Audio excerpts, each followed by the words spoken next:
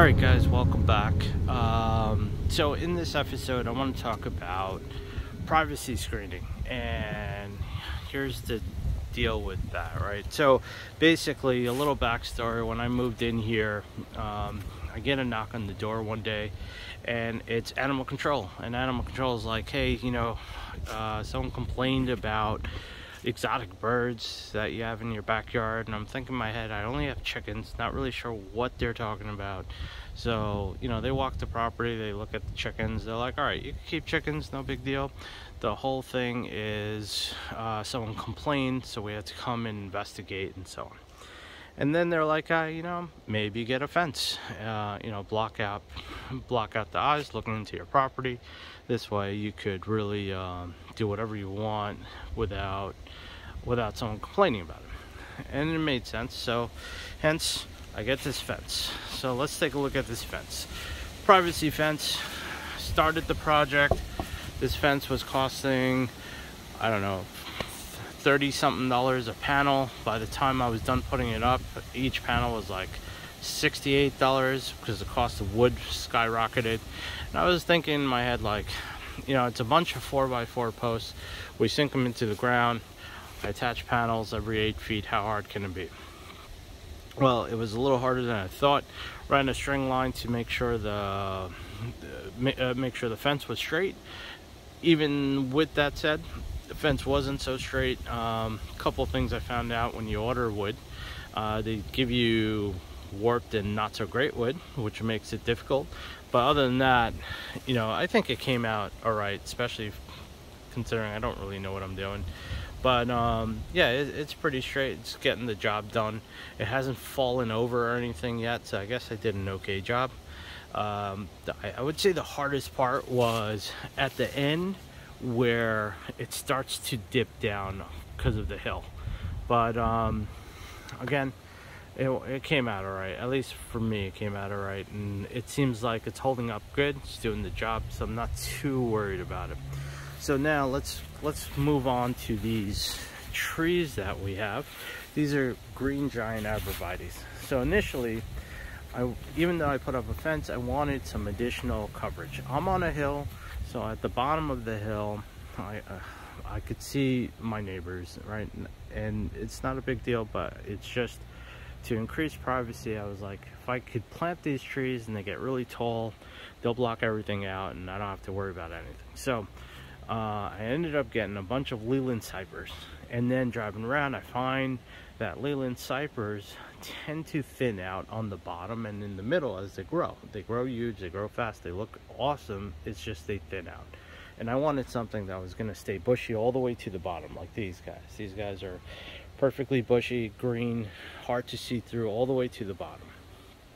Now, I planted these trees.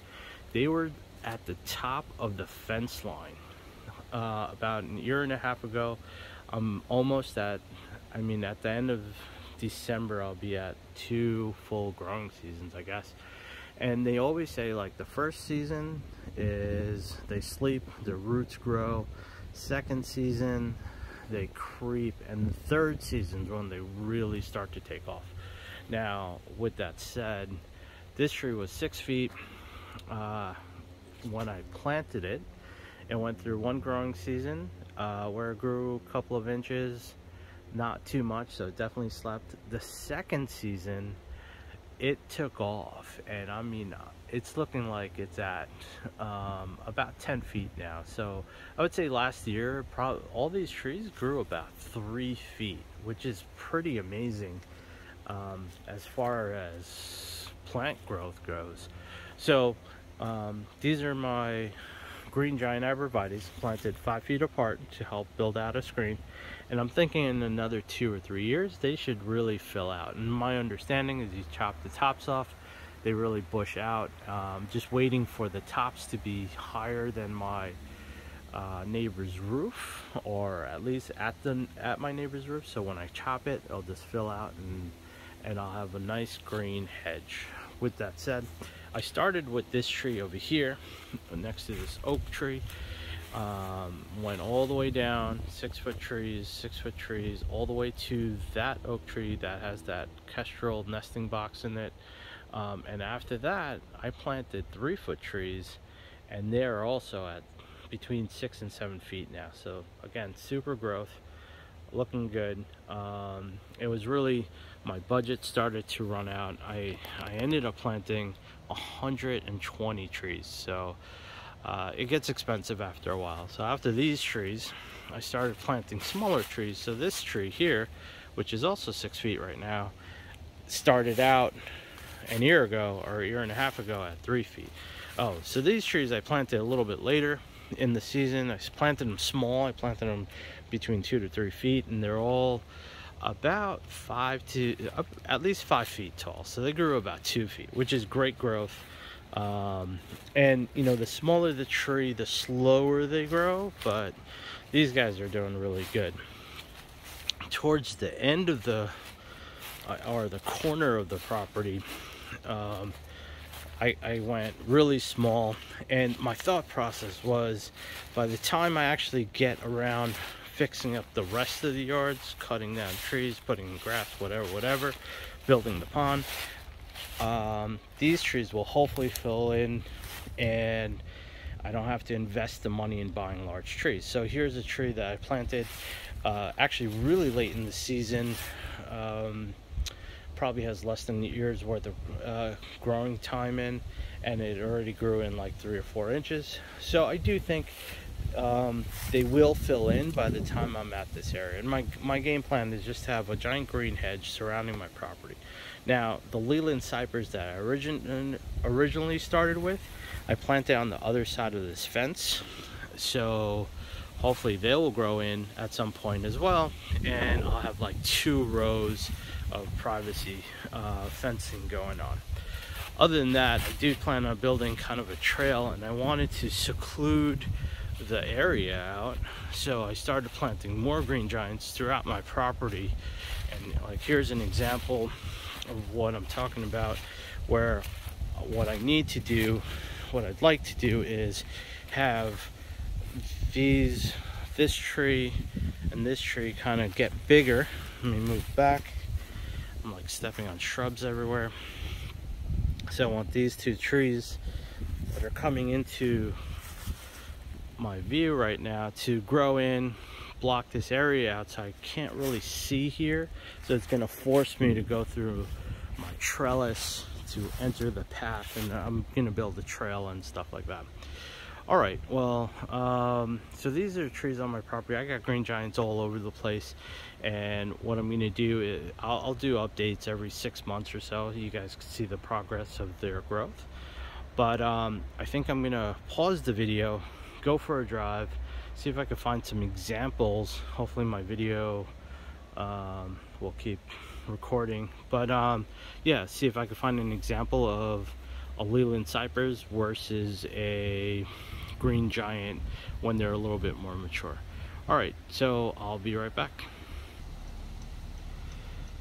All right, guys, I just drove up to this location. These are some Leland cypress, and this is what I was talking about, where they really thin out. Maybe these seem a lot more thinned out than normal. Maybe the conditions here are not very good, but yeah, you could see how they thin out. You could basically see the black fence behind it. You could see the houses behind it. And I kind of wanted a more dense look.